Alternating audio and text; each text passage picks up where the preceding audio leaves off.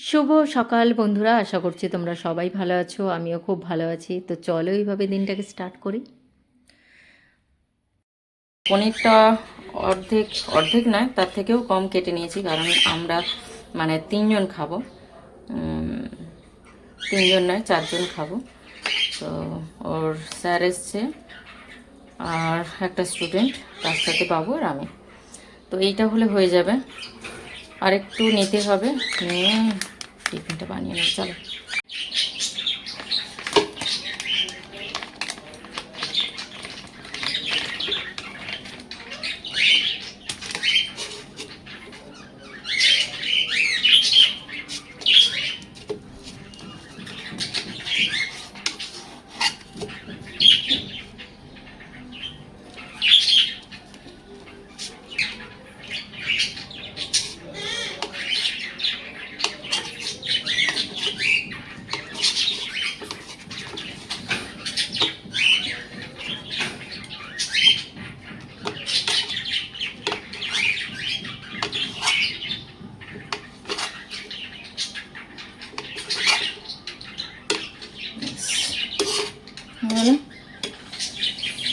খাওয়াটা কমপ্লিট।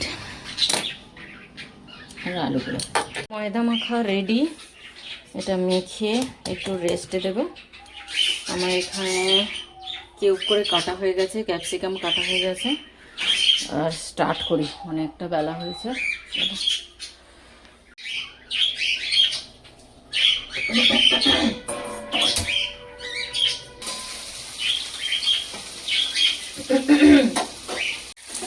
এটা একটু বাটার আর সাদা তেল দিয়ে পনিরটাকে একটু লাল লাল করে ভেজে নেব।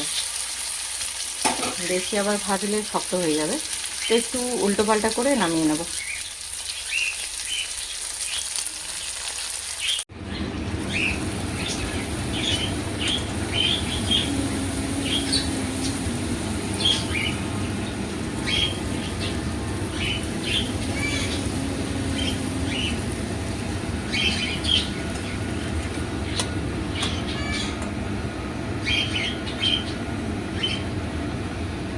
তো টিফিনটা আমার হয়ে গেছে। তো অনেকটা বেলা হয়েছে, ধরতে গেলে এখন বাজছে 10টা, 10:30 বেজে গেছে।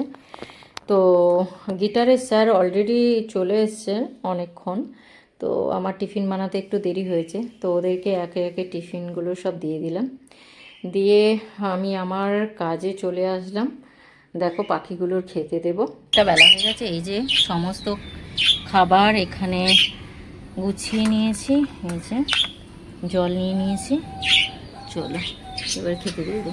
এখন গরমের সময় না, এই যে সূর্যমুখীর যে দানাগুলো, এই দানাগুলো গরমের সময় পাখিদের দিলে এটা খুব ভালো। তো সব রকম আছে, ধান থেকে আরম্ভ করে ঘাস দানা থেকে সূর্যমুখীর দানা, সব কিছু আছে। চলো টপ টপ দিয়ে দিই।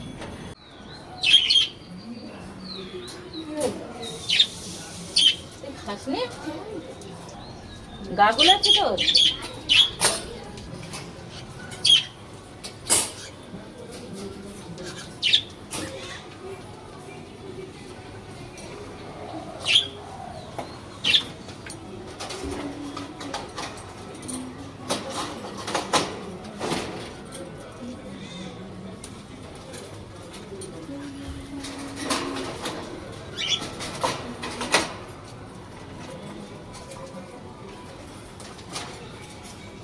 গিটারের ক্লাস শেষ হয়ে যাওয়ার পর ওকে একটু ওষুধ দিলাম, কারণ ওর গাটা গোলাচ্ছিল খাওয়ার পর।